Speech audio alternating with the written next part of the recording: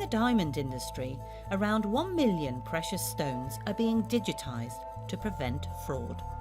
Each diamond will have a unique fingerprint identifying its origin and tracing its history, from the mine it came from to the jeweller's shop window, all made possible by blockchain technology.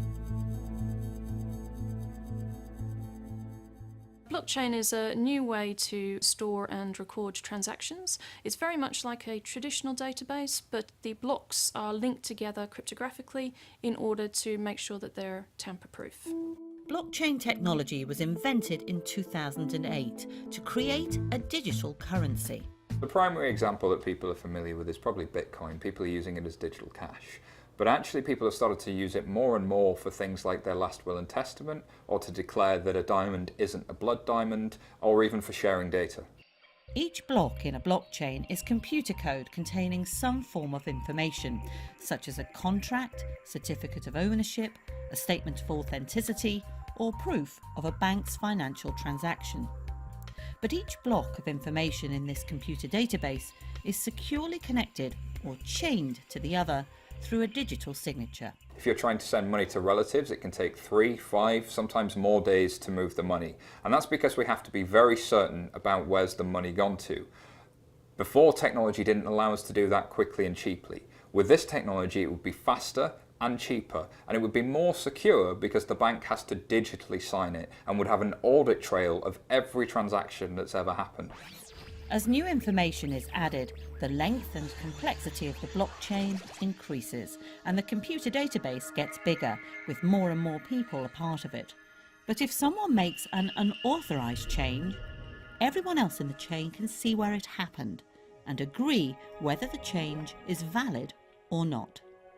For example, you and I could decide that I was going to buy your house for £1,000, and instead of hiring a lawyer, we could actually decide together that we would register that onto a blockchain. So we would record a contract onto the blockchain that would indicate I have agreed at £1,000 on today that I would buy your house.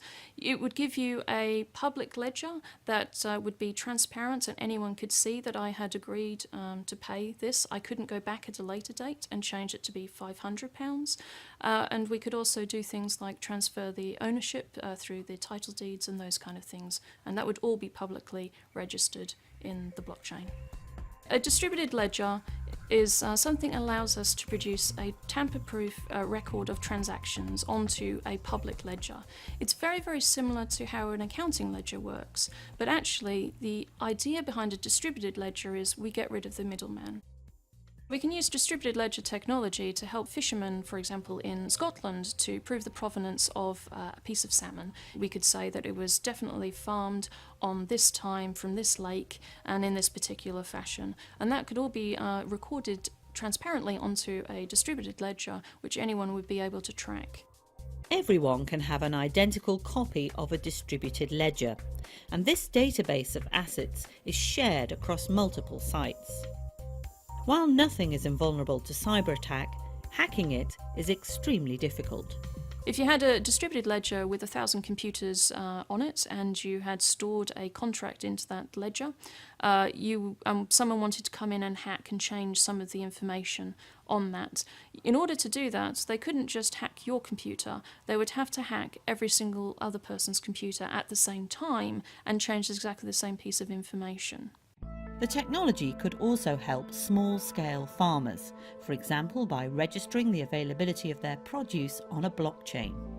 It could allow them to create economies of scale and guarantee a supply chain to large-scale customers.